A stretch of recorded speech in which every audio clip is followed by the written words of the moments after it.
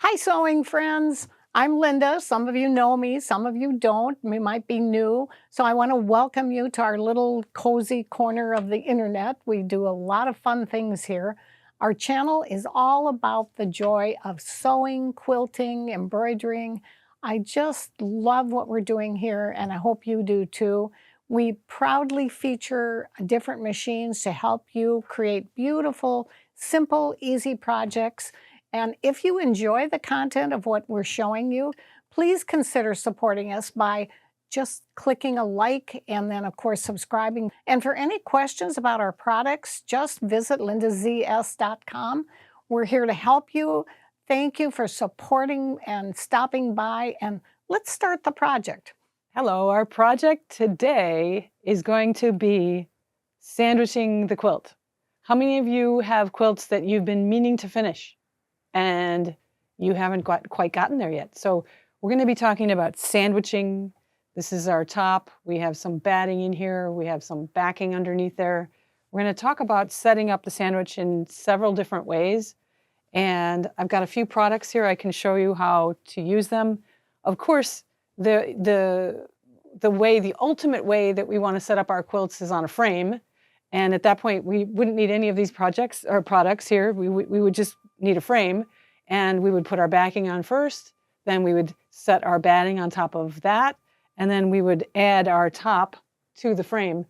And I love to do that, of course. That's one of my favorite ways to make a quilt. This particular quilt is a smaller quilt, and it's a So Kind of Wonderful quilt, and it's available in the book called Mini Wonderful Curves from So Kind of Wonderful. And I made this, I hate to admit when I made this because it's been a while. Some of you out there will know how long ago that was. This was very, very fun project. A lot of creams, there's lots of curves. Every block has a curve in it, actually. Well, some of them are solids, but squares. But this is a wonderful example of a quilt that can be quilted on a domestic machine or on a sit-down long arm quilt. So we prepare those sandwiches differently than we prepare sandwiches on a frame. So I wanted to talk about how do we do that? How can we do that? So I do have my backing, which is a beautiful Shannon hide fabric in 60 inches wide. We carry a lot of the Shannon fabrics at our store. This is a beautiful cream-colored Shannon Cuddle, so it's a Cuddle Luxe. And there's also 80-inch wide Cuddle Luxes that you can get. I didn't need more than the 60 wide, and actually you can see some of it does hang over the edge from selvage over here. And I just wanted to show you that I'm able to do it with the 60 wide, this quilt. So without piecing it, but I would put Cuddle on a frame too. I love to put Cuddle on the frame, but we're not talking about that today. We're talking about 3 different ways to sandwich a quilt for sit-down or domestic quilting projects. Let's get on with the first way. First would be using these curved, quilters curved safety pins. And I've got a French company here called Bohin, B-O-H-I-N, Bohin. I don't know if you pronounce it that way or what, but it's pronounced Bohin in France. And these are curved safety pins, and they are a longer curve on them. You're getting in a zoom on that one? Yeah. And so they are wonderful to use to sandwich quilts. And so that is one way that you could sandwich. So what they say is the way to do that is you can start in your center, and you put your fist down, and you put a safety pin through all 3 layers of your sandwich to make sure that you have, again, 3 inches all the way around with both the backing and the batting. So I've got that minimum of that. In case I'm shifting my top while I'm quilting, I want to make sure I have extra of my backing and my batting beyond my top. So I've got that extra here on both. And I could actually give a little bit more room by moving that over, but I have enough here for this. So that's fine all the way around. So I start in the center with those safety pins. I put 1 all the way around my fist. So I've got 4 all around here, and then I can go from there and put my fist down and put safety pins all around. And if you have specific blocks that you're working on, you could safety pin certain areas of that block because you know that when you go to then quilt that area, you would remove the safety pins from that area, and then all of the other safety pins would be holding your quilt in place, your sandwich in place when you go to quilt. So that's the first method, is using the curved safety pins. Those are great. Sometimes you will want to have maybe some protection on your fingers, because they can, and there are tools that you can use to put those on so that they don't, go into your skin after 100 pins are put on the quilt. There are certain tools that you can use to put those on. We do carry those as well. Sorry, I didn't bring one with me. It's a little wooden stick that you can use to actually clamp the safety pin closed once you're through the sandwich. So that's one way to do it. Let's try the next way, and this would be the Quilters Select Free Fuse powder. So this is a fusible powder, and they just came out with a new container. Looks kind of like a powdered sugar container, not to be confused with powdered sugar free fuse, because this is actually powdered glue. So you want to use it in moderation. So basically, I would then take first, I would remove this top, and I would be fusing the batting to the backing first. And then, so let me show you how I would do that. I don't have these opened, but I will show you how it's done, because these second two methods, if you want to show this next method as well, this is the 505 temporary spray adhesive. And this is also a really nice, because this is a temporary fuse as well, the Quilters Select free fuse powder. They're both temporary, so they're, but this one we need heat. So we would be using an iron for this one, and this one is just an adhesive spray that will just go on once we spray. So basically the method to put those two on is the same. So we would start by peeling back our batting. So we'd have our backing spread out on our surface, and we would peel back the batting halfway to the middle of the quilt. Or you could do it in, well, halfway is the best. So we can bring it back halfway, and then what you would do is either powder the surface of the backing here, and then you would roll this back down on top of that powder,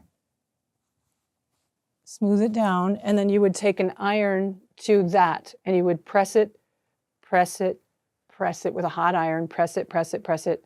And so that is a little bit longer method, but it's also a very good method for if you're concerned at all about any of the fumes, because I would say that this 505 spray definitely should be used outside, not inside a home. So it should be, if you can, in the garage or somewhere where you have air coming through the room, so that you don't breathe in this stuff too much. So that's my preferred would be this one though, actually. So because it is very, very good, the spray. So once you've heated down the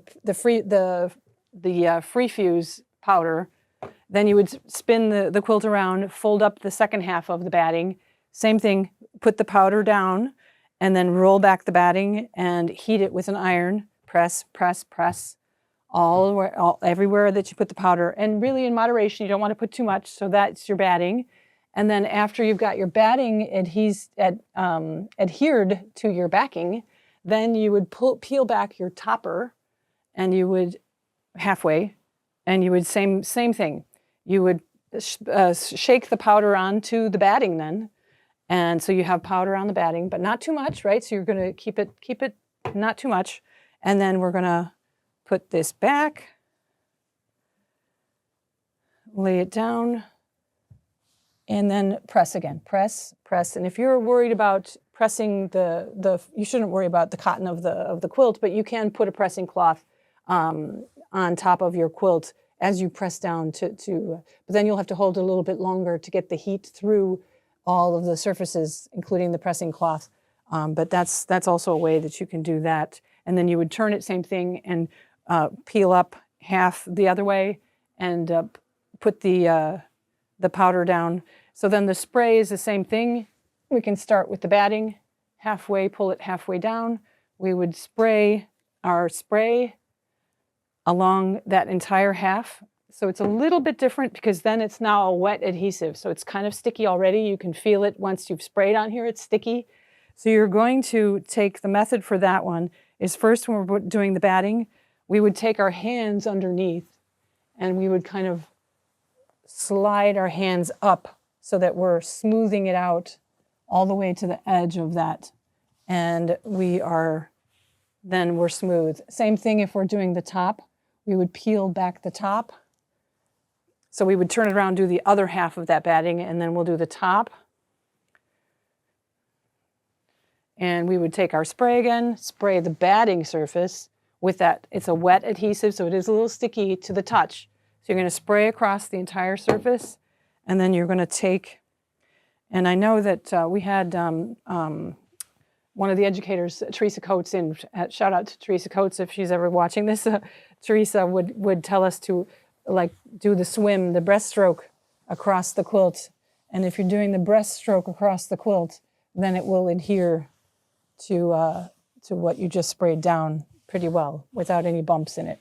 And what's nice is it's a temporary fuse, so if you did get a bump in there, you could peel it back again before it would never be permanent. So it's definitely temporary, and but it really holds really nicely. So then you're ready to go to your quilt and do some your quilting machine and do some quilting. And I wanted to show you another example of a quilt that I have that is partially quilted, just for fun, because this is also done that way. So basically what I did was, I did use my 505 spray, and this is sprayed together, but it's still holding really well. So you can see, I'd have to respray that again, but I don't have to because I did all my entire border already. I did my center, quilted my center. I just have to do some of my sashing, and I have to do these other 2 blocks of quilting before I'm finished with this one. But I did spray all the way out to the edge here, and that was just to show you another example. So you can see I didn't have to go this wide beyond, but I did have a big piece of, so it must be the 45 wide from salvage to salvage, not quite. But this is a table topper that we were working on with Nina McVeigh came and did a class with us, and this was a fun project that we did with Nina. And then I actually quilted this border around here with the new feature that allows you to hoop and rehoop and do borders on corners and all the way along the border and do another corner. And then so it was really fun to play with that new feature on that Luminaire 3.